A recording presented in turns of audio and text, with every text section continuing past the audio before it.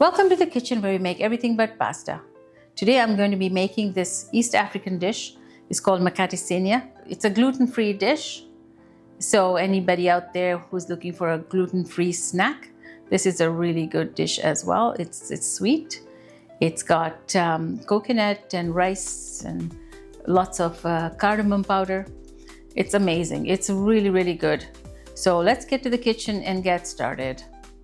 We're going to start by measuring 245 grams of rice. I use Basmati rice, but any long grain rice would work. Now wash the rice until the water runs clear. I rinsed it 3 times and then added enough water to cover the rice and let it soak for a minimum of 3 hours.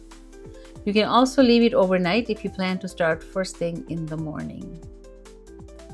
Once the rice has soaked, drain and transfer to a blender.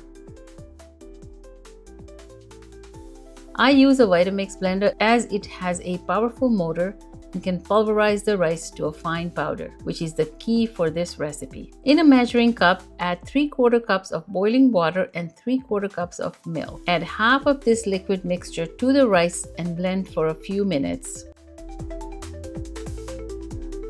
Add 1.5 teaspoons of traditional or instant yeast, 1 tablespoon of oil, 75 grams of chopped cream coconut, and the remaining water and milk mixture. Now blend until smooth. It should feel like powder between your fingers when done. This could take a few minutes. Scrape the sides of the blender and continue to blend until very fine. Pour the batter into a large bowl, then use 1/4 cup of water to clean out the blender. Cover and let rise in a warm area for about an hour to 75 minutes.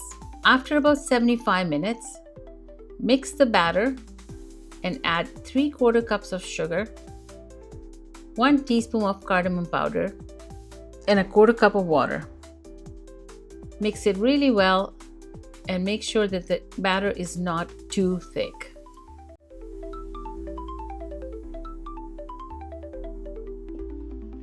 Place a 10-inch frying pan on a medium-high heat and add 1 tablespoon of oil. Once the oil is hot, pour the batter into the pan and cover with the lid. After 2 minutes, reduce the heat to medium. Let it cook for an additional 6 minutes and then reduce the heat again to a low setting for the last 2 minutes. After 10 minutes of cooking, open the lid and place the frying pan in the oven for browning.